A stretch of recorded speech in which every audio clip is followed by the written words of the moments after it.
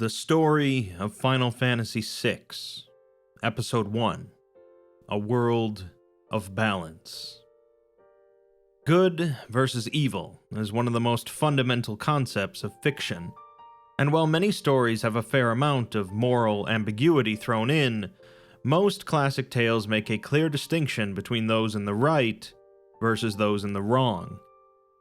Final Fantasy VI is one such story, as there's no doubt in who is good and who is evil, but it manages to distinguish itself through its extensive cast of characters and the development they share as they go through their journey to vanquish evil.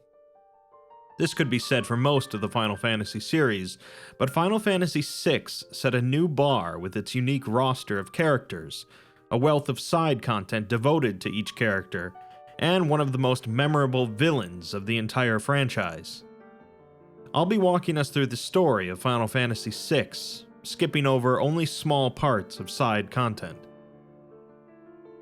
The story takes place in a world where technology reigns in the form of iron, gunpowder, and steam engines.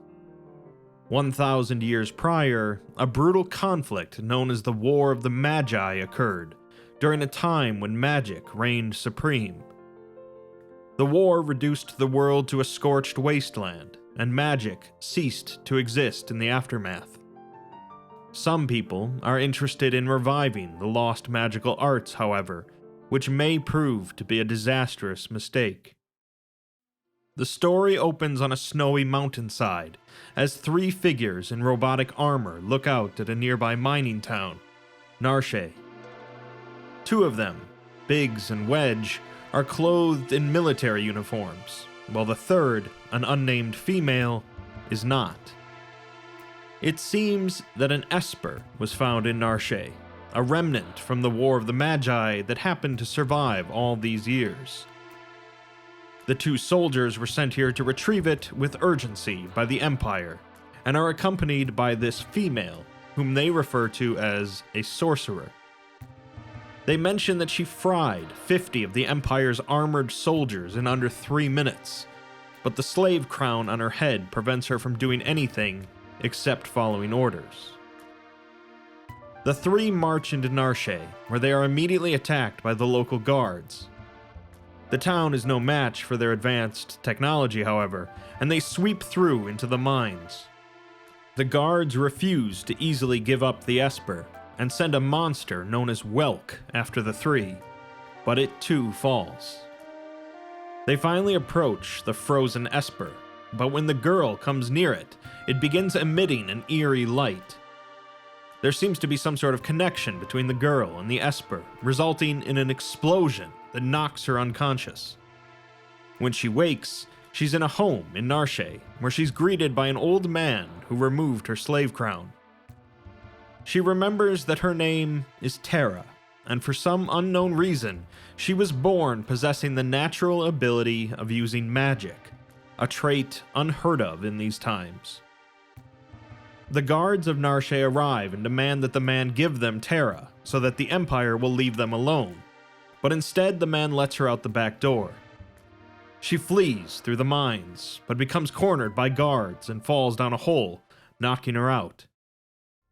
We see a flashback of when the slave crown was put on her by a man working for the Empire named Kefka. The Emperor, Gestal, says that they stand on the brink of a major breakthrough in the total revival of magic. This, he says, is their destiny, and nothing will stand in their way. Meanwhile, a young man named Locke arrives at the old man's house after being called to meet with a girl.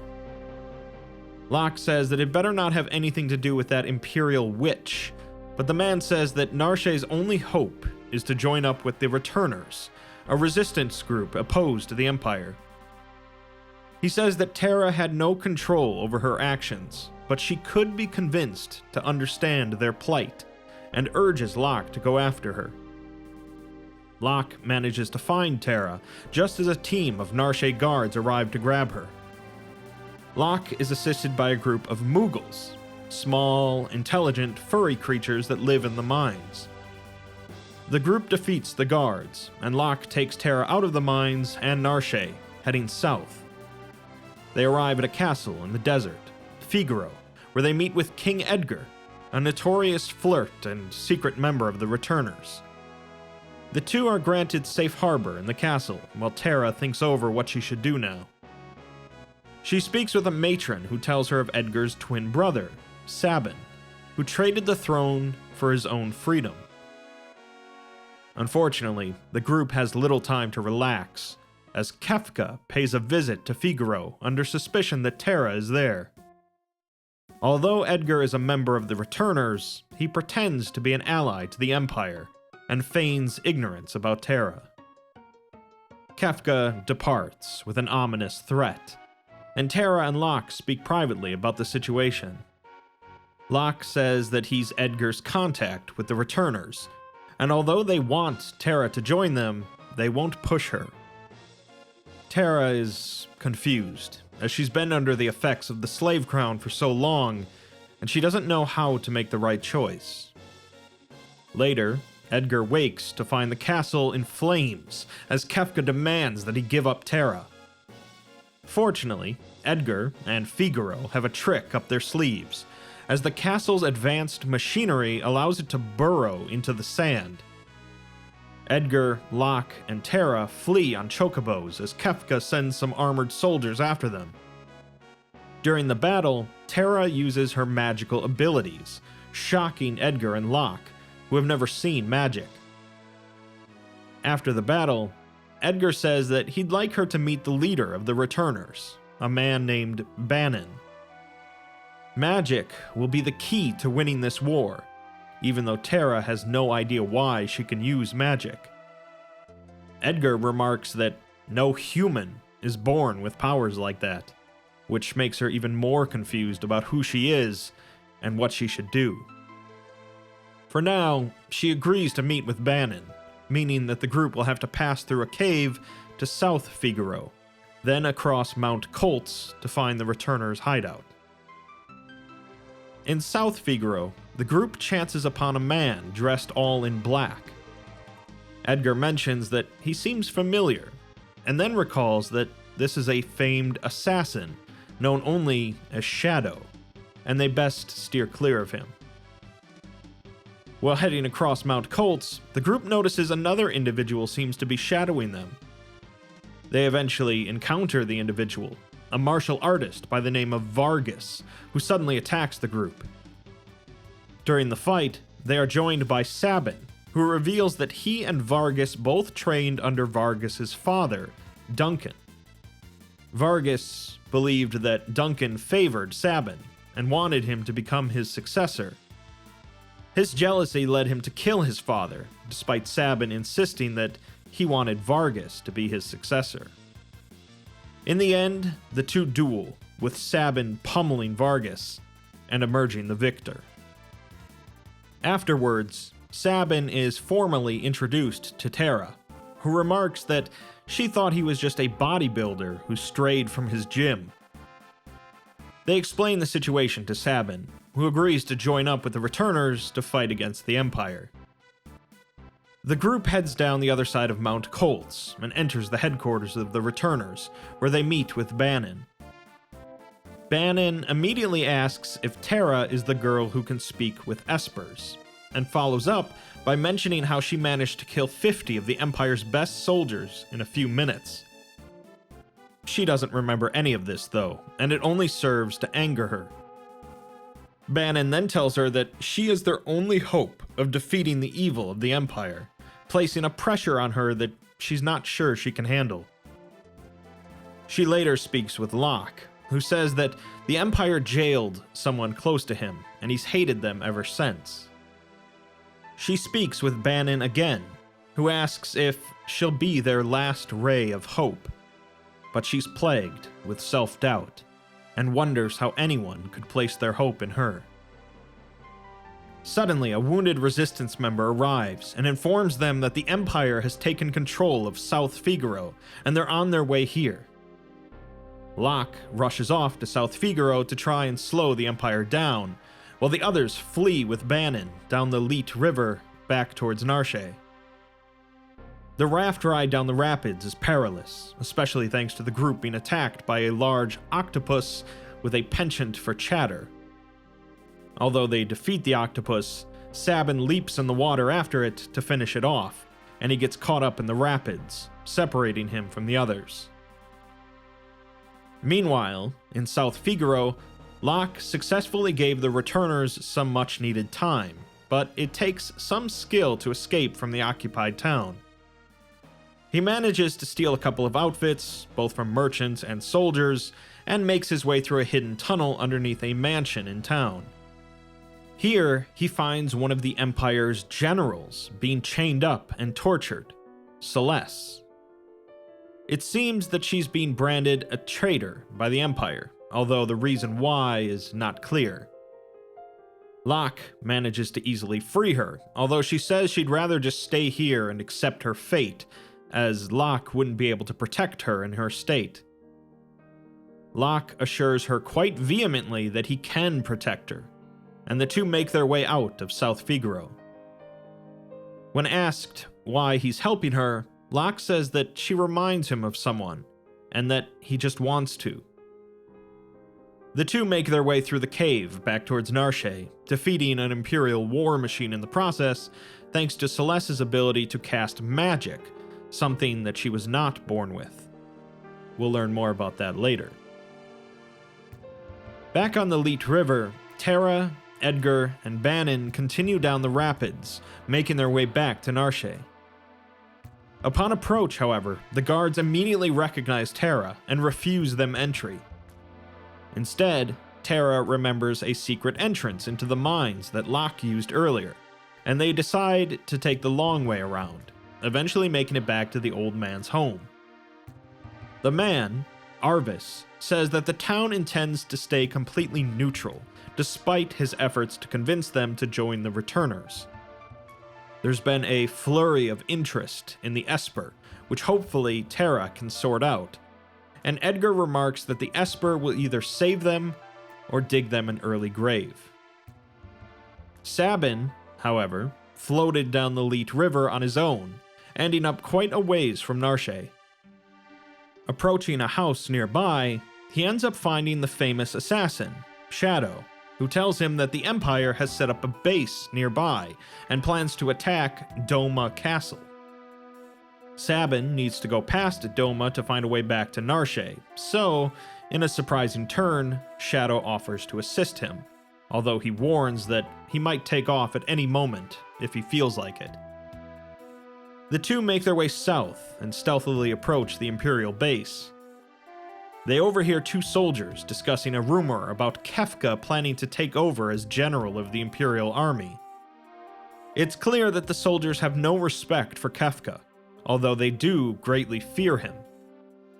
They do have a good deal of respect for the current general, however, a man named Leo. The two also see Kefka is here at the base, and the Imperials launch their siege on Doma Castle. At Doma, most of the soldiers have given up hope, except for one man, the personal bodyguard to the king, Cyan. Cyan says that he will head out and slay the commander of the battalion, which will cause the other soldiers to flee. He engages the commander in a duel and kills him with a single strike from his katana. Back in the Imperial camp, the two eavesdrop on General Leo, who is also present. Although the soldier speaking with Leo wants to rush the castle to take it, Leo says that this would cost too many lives, and the Emperor doesn't want soldiers who throw their lives away for nothing. A message arrives from the Emperor, however, calling Leo away from the attack. With Leo gone, Kefka enacts his plan of poisoning the castle's water supply, killing most of the Domans, including the king, as well as many of the Imperial soldiers present. Another tragic loss due to this is Cyan's wife and young son, causing Cyan to fly into a rage and rush the Imperial camp. Although Sabin and Shadow have no idea who he is, the enemy of their enemy is their friend, so they assist. There's nothing left here for Cyan, so he joins up with Sabin on his path back to Narshe. The group travels through the Phantom Forest to the south, where they encounter a train in the woods. Although they note the oddity of such a thing, as Cyan states that he believed Doma's railway was destroyed, they board the train. After doing so, the train begins moving and the door seals itself shut, with Cyan realizing that this is in fact the Phantom Train, which carries the souls of the departed to the afterlife. They decide to try and head to the front of the train to shut off the engine, a task made all the more difficult by the copious amounts of hostile spirits aboard the train. Eventually, they reach the front of the train and find a way to shut it down, although the train, of course, reveals itself to be sapient, and it attacks the group. In a surprising show of strength, Sabin proceeds to suplex the train, and it allows them to be let off. While letting them off, however, Cyan sees his deceased wife and child boarding the train, allowing him to say goodbye to them one last time. The group continues, coming up to a massive waterfall which would lead them to the Veldt, a dangerous area of plains. It's their best hope of finding a way back to Narshe, so Sabin and Cyan prepare to jump into the waterfall. Shadow, on the other hand, wants nothing to do with that, and takes his leave. The two survive the drop, and at the bottom, they are greeted by what seems to be a feral child, who runs away almost immediately. They stop by the town of Mobliz to restock on supplies, and while out on the veldt, they encounter the child once again, who says that he's hungry. They toss him some dried meat, earning his trust. The boy, called Gao, decides to join up with them in hopes of getting some more food, and offers them a gift in exchange, a shiny treasure he keeps in the mountains nearby. The group finds his treasure, a diving helmet that they can use to traverse the Serpent Trench, which should lead them to the town of Nikia, where they can charter a ship. How exactly the three of them utilize one diving helmet is a question best left unanswered, and they do eventually make it to Nikia. There, they charter a boat to South Figaro, and sneak their way out and back to Narshe. In Narshe, Bannon is in the process of convincing the mayor of the town to support the returners against the Empire. Sabin, Cyan, and Gao arrive and inform them of the poisoning at Doma, which the mayor rationalizes was done because of their affiliation with the returners. Locke and Celeste then arrive and inform them that the Empire is marching on Narshe as they speak in pursuit of the Esper, regardless of the town's neutrality. He reveals that he knows this due to Celeste, formerly an Imperial general. Cyan flies into a rage and moves to attack her, as she was apparently responsible for a devastating attack on the town of Miranda. Locke jumps in between them to stop Cyan, saying that she's with the returners now. And Tara tells him that she used to be with the Empire as well, leading Cyan to calm down. A platoon of Imperial soldiers is then sighted on approach to Narshe, led by Kefka. The people of Narshe had moved the frozen Esper up into the hills above the town, so the returners gather near it in order to set up a final defense. Along the way, Edgar remarks to Celeste that Locke has a complicated past, so she shouldn't go thinking that he's falling for her. Celeste responds that she's a soldier, not some love-starved twit. She then reveals to Tara that she can use magic because she was artificially infused with it as a baby, and was raised as a Magitech knight. Tara then asks her if she's ever loved anyone, which she meant as an honest question about if magic prevents someone from feeling human emotions, but Celeste interpreted it as more of an insult. Regardless, Kefka and the soldiers arrive, and he remarks on how delightful it is that the traitor Celeste is here as well. The soldiers begin sweeping towards them, but the returners put up a formidable defense, eventually combating Kefka himself. Kefka turns out to be not quite a pushover, despite his clownish appearance, capable of taking on 4 of the returners at once. Still, they prove to be a bit too much for him to handle, and he flees.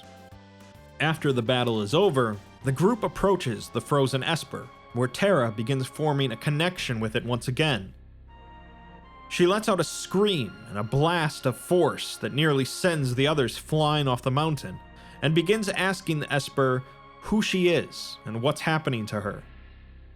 She then transforms into some sort of creature before emitting a horrific scream and flying off into the sky. Afterwards, Celeste remarks that she looked like an Esper and that she flew off to the west. A few of the returners decide to head out to find her, while the others stay behind in Narshe in case the Empire returns for the Esper.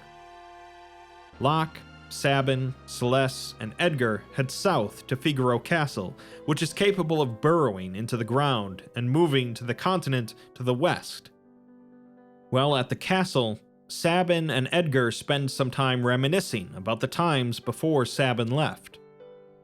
It seems that the king of Figaro passed 10 years ago, and wanted the kingdom to be divided between the 2 brothers.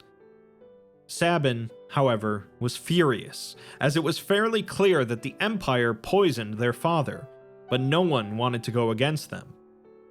Edgar also didn't want to run the kingdom and bow to the Empire, but he felt that they couldn't both leave the responsibility. Instead, he flipped a coin, with the winner allowed to choose their own path, with no regrets between them. Across the continent, they head into the town of Kohlingen, where they hear that Terra was spotted flying south toward the town of Gidor.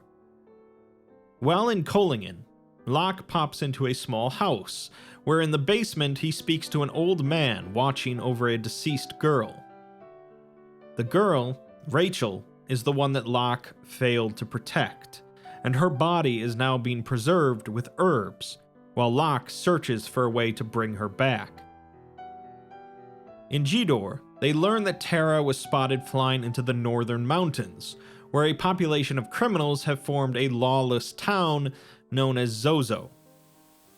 They trek up into the mountains to Zozo, a dreary and dangerous place filled with criminals looking to attack the group and leave them in a ditch. They battle their way through and up towards the top of Zozo's tallest building, where they encounter a particularly troublesome thug guarding a door.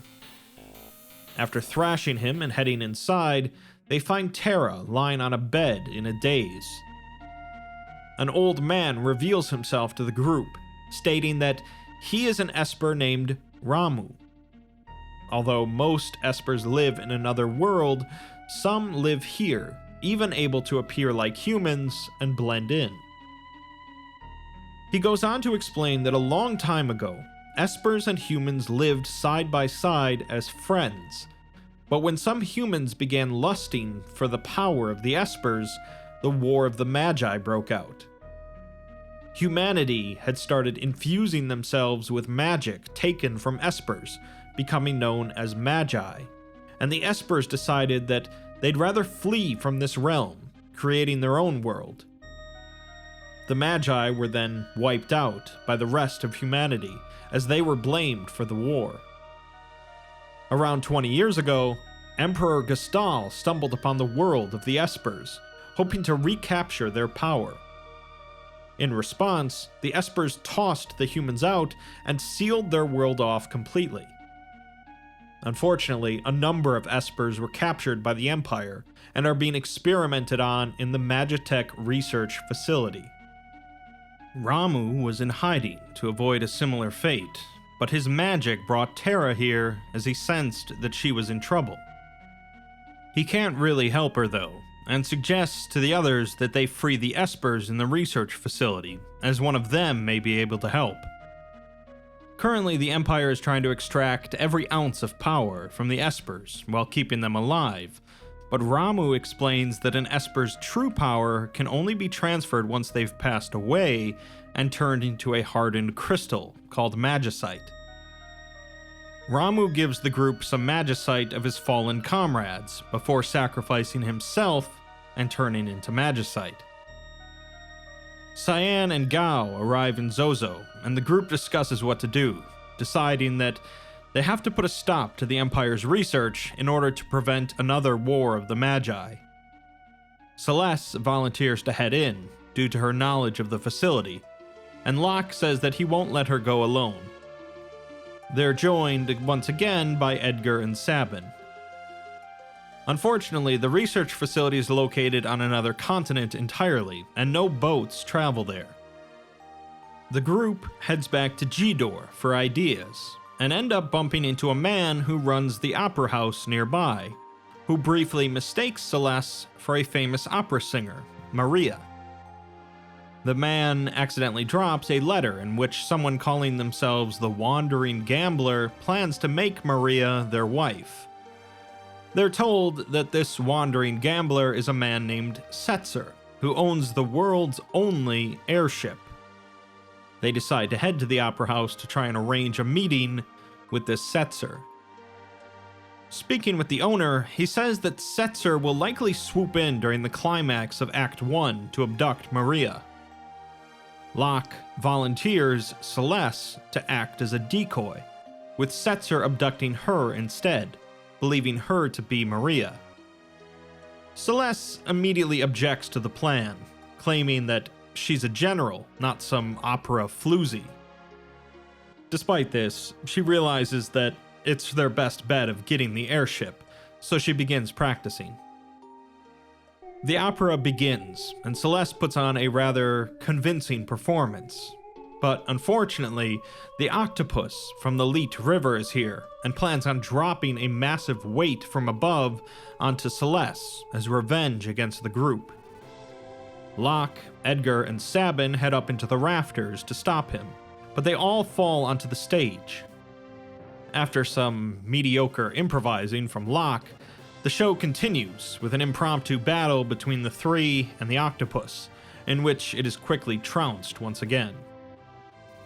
Afterwards, Setzer swoops in as expected and abducts Celeste, as the other three sneak aboard the airship as planned.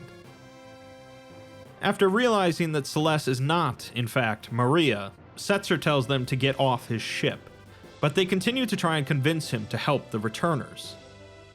Setzer becomes smitten with Celeste, and says that if she agrees to become his wife, he'll help out.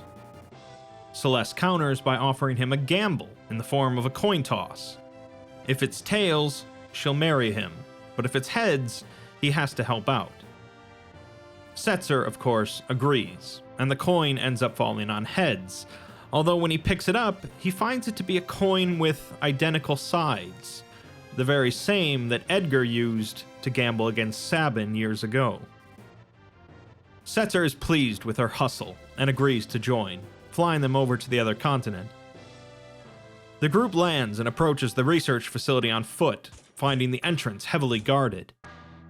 A returner sympathizer nearby agrees to act as a distraction while they sneak in, however.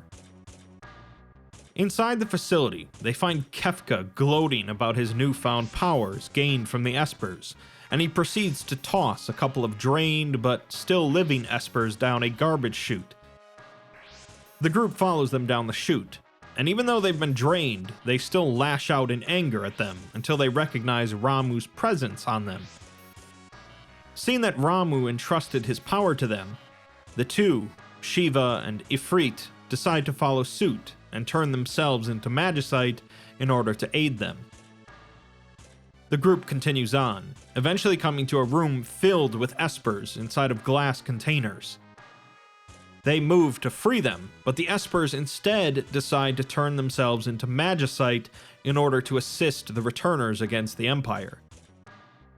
As they do so, a man approaches them, Sid, the chief scientist of the Empire. Sid realizes that Espers can only be fully utilized upon becoming magicite, and then notices Celeste is here. He then mentions a rumor that Celeste had infiltrated the returners as a spy, something that shocks Locke. This is made worse by the sudden arrival of Kefka with some Magitech troops, who confirms that that's exactly what she did, although Celeste vehemently denies it to Locke. In order to prove it, she proceeds to teleport herself, Kefka, and the troops away from the facility, giving the others a chance to escape. Sid comes to the realization that the Empire has gone too far in pursuit of power, and he especially cares for Celeste, who he basically has raised since she was a baby. The group flees on a minecart out of the facility, while Sid says that he plans to speak with the Empire about stopping this war. After boarding the airship, Kefka tries to stop them once more using some massive cranes, but they still manage to escape. They head back to Zozo to check up on Terra, but upon approaching her, one of the Magicite they received in the facility begins connecting with her, and she says that she now remembers everything. Terra's father was an Esper named Madwyn, who lived in the Esper world. One day, a human woman ended up there, and Madwyn began looking after her, soon falling for her. The other Espers weren't pleased that a human was there, and she planned on leaving as soon as possible, but Madwyn convinced her to stay, leading to the two having a child. 2 years later, the Empire discovered the Esper world and launched an invasion. The Espers summoned a great wind to force them all out, but Terra and her mother ended up getting swept out as well. Emperor Gestal found Terra, realizing that she's a unique and powerful half-breed, and killed her mother before taking Terra. Back in the present, Terra turns back to her normal form, and begins to feel like she can control her powers now. The group, with Terra, heads back to Narshe to speak with Banin, who informs them that Narshe has agreed to join their fight. Between Narshe's money and Figaro's advanced machinery, they plan on storming the Empire and wiping it out, except that they don't have nearly enough manpower. Banin says that they need to open up the sealed gate to the Esper world, joining forces with the Espers. They'll need someone to forge a bond of trust with the Espers, and with Terra being the result of such a bond, she's the only candidate for the job. Growing more confident with her own nature, she agrees, and the group flies off to the sealed cave. They first come to an Imperial outpost with no soldiers present, which they note as being odd, but continue on. At the end of the cave, they come to the door to the Esper world, but they are approached by Kefka. Cyan, Sabin, and Edgar hold him off, while Terra reopens the gate, as Kefka says that it was all part of the Emperor's plan to let Terra escape so that she'd open the gate. Seeing as how they had Terra under control with the slave crown and could have just forced her to do it, it's likely he's just taunting them again. Terra manages to open the gate, letting loose a torrent of wild and furious Espers before the gate seals itself once again. The Espers fly off towards the Imperial capital in a rage, and when the returners attempt to follow them in the airship, they're struck down in the flurry, crash landing nearby. Fortunately, no one was injured, and they hoof it over to the capital, finding it a burning wreck. They head inside and speak with the Emperor, who claims to have had a change of heart in wake of this devastation. Sid is there as well, and explains that the Espers came in search of their brethren, but when they found out that they were all dead, they destroyed the place. Emperor Gestal wants to speak with the Espers and convince them that they're not at war, so that they don't further devastate the planet. Gestal plans on holding a feast to celebrate the end of the war, although it hardly seems like the right time. Before the meal, the returners speak to a number of soldiers, finding the majority of them glad for peace. During the banquet, they learn that Kefka had been jailed for his crimes, and Gestal again apologizes for the poisoning of Doma. He also says that Kefka was lying about Celeste being an Imperial spy, as she realized that the war was a mistake before anyone else. Now that his war is supposedly over, and they don't plan on harming Espers again, he wants the returners to head to Crescent Island, where the Espers fled towards, in order to find them and form a truce. It's up to Terra to do this and bridge the gap. They'll be boarding a ship bound for the island, accompanied by General Leo, who also apologizes to Cyan for Kefka's poisoning. Afterwards, Locke says that if Terra is going, he'll go, but the rest of the returners should stay here.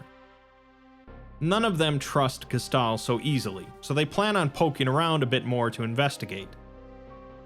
Terra and Locke make for the ship, where they are greeted by Leo, who tells them that they'll be accompanied by another of the Empire's generals, and a person he hired in town. The general is, of course, Celes, and the hired person turns out to be Shadow, always interested in making some cash. Spending the night in the inn before departing, Locke confronts Celes about doubting her loyalty, but she would rather not speak to him. On the boat ride over, Terra speaks with Leo, who says that because he knew she was being used as a biological weapon and didn't do anything about it, he's no better than Kefka. She asks him if she'll ever be able to love anyone due to being a half Esper, but Leo says that of course she will. She's just young. The answer isn't good enough for her, although Shadow overhears and tells her to keep in mind that there are many in this world like him who have killed their emotions. Arriving on Crescent Island, the group splits up, with Terra, Locke, and Shadow heading into the town of Tamasa to look for clues about the Esper's whereabouts. Unfortunately, they find the residents to be rather reclusive, with no knowledge of any Espers. They do find an elderly man named Strago, who seems to have heard of Espers before, but claims to be ignorant. He also has a granddaughter named Relm, who asks if these strangers can also use magic, but she's quickly hushed by Strago. She does, however, form a quick bond with Shadow's dog, Interceptor, despite him claiming that the dog doesn't like any strangers. The group spends the night in the inn, where they are awoken by Strago, who says that Relm was at a neighbor's house when a fire broke out, leaving her trapped. Terra and Locke leap to help, but Shadow curiously stays behind. Approaching the house, which has erupted into a blazing inferno, Strago utilizes magic to try and put out the flames, resulting in the mayor yelling at him about magic being forbidden. Left with no other option, though, the entire town reveals that they can all use magic, and they all try to smother the flames, to no avail. Terra, Locke, and Strago head inside of the house to try and rescue Relm before the whole place collapses. They find out that the source of the fire is actually magical in nature, due to too many fire rods being kept there. And although they find Relm unconscious and Interceptor with her, they are all knocked out by fire entities. Suddenly, Shadow leaps in and dispatches the entities, rescuing the entire group. Afterwards, Strago reveals that this town is descended from Magi survivors of the War of the Magi, who went into hiding to avoid being hunted down like animals. Although their powers have weakened over time, they still have access to magic, but they keep this a closely guarded secret to avoid being hunted down again. As thanks for saving Relm, he agrees to help locate the Espers, who are likely hiding in the mountains nearby due to the powerful magical properties inherent there. Shadow decides that he'll search for the Espers his own way, and says that he only rescued them because he wanted his dog back. On the other hand, Relm desperately wants to go with, but Strago forbids it. The three of them head into the mountains, eventually coming across 3 small statues radiating magical power. Strago explains that these statues were likely made by Espers in the image of 3 gods that apparently created magic. The Warring Triad, as they're known, battled with one another, and mortals that got caught in their way became Espers, slaves to be used for their war. Eventually, the Triad realized the war was folly and sealed themselves away by turning to stone. After the War of the Magi, the Espers that fled to their own realm took the petrified gods with them, placing them in a delicate position, as moving them out of alignment would cause a catastrophe of wild magical energy. The Espers that flew out of their realm were likely drawn here due to the magical energy of these facsimile statues. As they move to continue exploring, they are attacked by the octopus once again, and during the battle, Relm shows up, revealing that she followed them. She proves to be not quite so defenseless, however, and uses her unique artistic abilities to paint a magical portrait of the octopus, resulting in him having a bit of an existential crisis and fleeing. The others admit that she might be handy to have along, and continue, eventually discovering the Espers hiding deep in the mountains. Although tensions are initially high, one of the Espers senses a familiar power radiating from Terra, and reveals that they had been waiting near the gate and pondering a way to rescue their brethren held captive in this world. Terra had felt their presence through the gate, but when it was opened, they lost control. They are deeply sorry for the pain they have caused, and agree to go to Tamasa to speak with General Leo about a truce. At Tamasa, both the Espers and Leo apologize for the actions they've done in the past, and agree to peace. Unfortunately, Kefka then shows up with Imperial soldiers and proceeds to use his growing magical ability to slay the Espers present, converting them to magicite and increasing his power further. He then orders the destruction of Tamasa, despite Leo's protests. Leo draws his sword on Kefka, but Kefka seems unfazed before disappearing. Emperor Gestal then appears, and tells Leo that his goal has always been to gain magicite and grow more powerful. Gestal is then revealed to simply be an illusion created by Kefka, who ambushes Leo and murders him. The sealed cave then reopens as the remaining Espers sense the bloodshed and burst out to help, but Kefka has grown too powerful and simply slaughters the majority of them. He then leaves Tamasa, heading towards the Esper realm. The returners survive the massacre and grieve for Leo. The rest of the returners arrive at Tamasa, with Edgar revealing that he learned about the Empire's plan from the girl who brought them tea.